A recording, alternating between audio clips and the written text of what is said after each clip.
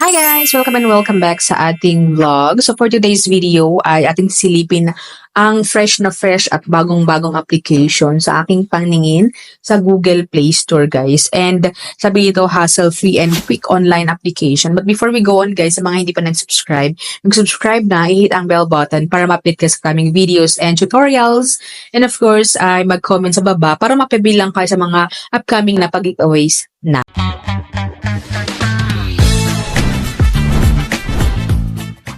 So welcome and welcome back sa ating video. So today nga is pag-uusapan natin ang isang bagong application and ayon sa kanilang application dito sa Google Play Store ay nagpapautang sila up to 50,000 pesos. Wow, bongga. Sabi dito, easy unlock. Yan. And then clear loan details. Sabi dito na 4.9 stars and 1K reviews. Ayan. So walang iba kundi si Supreme Money Cash Loans application. So comment sa baba kung sinong nakasubok guys. It's my first time na makita itong loan application. And ito ay powered by Supreme Money Lending Corporation. So download natin yun guys. And syempre bigyan natin ng permission sa ating phone, ayan, sa ating contact, sa ating phone, SMS, sa ating device. Alam niyo na yun guys, basic na yun. So, next natin is yung pagre-register na. So, kailangan na active na phone number kasi magsasend sila ng OTP, ganyan. So, nung nagsend pala sila ng OTP guys, ay galing sa EE-Lending yung ating OTP. Ayan, so, EE-Lending, siguro yung dating may hawak, ayan, or nag-change lang sila ng pangalan. So, yun ang lagi kong sinasabi na kailangan manood tayo ng mga videos ng isang lending application para makita natin. Kasi minsan, na-download na pala natin, nag-change lang sila ng pangalan. Anyway, let's move on. Sabi dito, 20,000 up to 20,000 pesos yung pwede nating utangin. Ayan, 0.6 per day, ang 0.6% per day ang interest niya and up to 120 days. Pero wag muna kayo maniwala guys. Up to 120 days, baka 7 days lang yan. Ayan. So, makikita niyo sa baba na meron silang Fintech Philippines and Securities and Exchange Commission na logo. So, registered sila but then hindi po tayo sure kung okay silang utangan or hindi. Kailangan pa rin natin makita kung magkano yung bibigay, magkano mga bawas, ganyan. So, tatanungin sa atin yung basic information as a first step. Ayan. So, educational background, email, marital status, number of children, how many internet loan did you have currently? So, kung napanood nyo yung mga previous na video ko ngayong 2025 is meron din ito na mga patanong. So, medyo magkakapareha sila. So, how many internet loan did you have currently?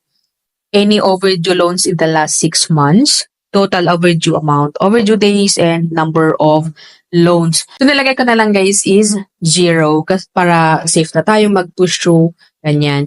And then next one is yung ating information of our job information. Ayan. So job status, industry, company name, company address, company phone number, salary, date, ayan, salary pay 1 day, or salary pay day 1 and salary pay day 2, but then optional yun, and then yung monthly income. So dito guys, kahit ilalagay po natin na wala po tayong work or self-employed, ganyan, ay kailangan pa rin lagyan natin yung mga information na yun guys. So sa akin, nilagay ko na lang na yung page ng aking business, ganyan. And then next guys is yung ating document information. So ayun na nga, at may pagkaparehas na sa aking ni-review ng mga nakaraan kasi nga dito ay hindi nila ipapakita yung mga ID na kailangan. Baka magpinsan sila, ganyan, or parehas yung developer or yung company. I don't know. Pero dito guys ay hindi nila pinakita kung ano yung mga ID na pwede sa kanila. So siguro pwede ang lahat. Pwede lahat ng ID dito. Ayan. So click natin yung box. Ayan. So please photograph the front of your ID. Ayan. So picturean natin ng ID. And then yung pa-selfie. So yun nga, pagka-picture natin ng ating ID is ika-capture yung mga information natin. So mas maiging manood na tayo ng mga reviews para hindi tayo basta-basta magbigay ng informasyon natin. Ayan. So, next one, pagkalagay na natin ng gender and yung birthday. So, pagkatapos nun guys, ay pa-selfie na. Ayan. So, magsa-selfie. And then after which guys is yung contact verification. So, dito naman guys, nangangailangan sila ng tatlo. Ayan. So, nangangailangan sila ng tatlo na contact references and lagi kong ina-advise or lagi kong sinasabi na yung mga ilalagay po natin dito ay alam nila na nilalagay natin para in case na may tatawag sa kanila ay hindi sila mapabother or hindi sila magtaka kung bakit natin nilagay sila as reference. Kasi minsan, ito yung pinagmumulan ng away, ganun. So, after which guys, is click na natin yung next. And ito na. So, receipt information. So, kakaiba, receipt information. So, ito yung receive channel or yung mga e-wallet, bank, ganyan. So, dito na agad-agad yung pangalan natin, mga kaibigan. And then, pipili lang tayo kung anong pwede, yung e-wallet ba or yung bank card.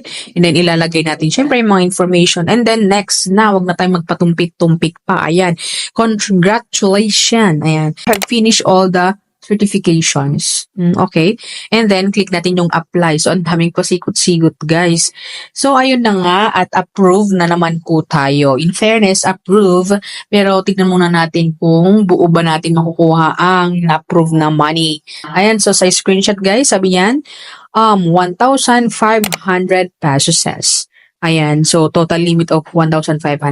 Ayun na nga, at syempre pag i-click natin yung apply now ay mapupunta agad-agad sa ating e-wallet. So, yun na nga ang ulit-ulit kong sinasabi guys na magbasa bago i-click. Read before you click, ika nga. Ayan, so tignan natin, andito sa maliit na box. So, kung hindi natin papansinin ay click natin yung apply now agad-agad kasi nga parehas dun sa pinakabungad. Pero kailangan natin basahin muna. One product willing to offer you. So sa baba niya 1,500. So click natin yun guys and mapapakita yung mga ibabawas. Ayan. So ayan sa screenshot guys, 1,500. Loan period 1,000 or 120 days. And then loan amount or amount received is 950. So 1,500 minus 930, ang laki na ng binawas guys. So ito na siya. Service fee na 570. Wow. Ang laki ng service fee guys. And then 2-term daw po yung pagbabayad natin sa kanila. Ayan. Yung e-wallet natin and yung e-wallet account. So, yung application na ito guys ay 7 days pa rin po mga kaibigan yung due date nito guys.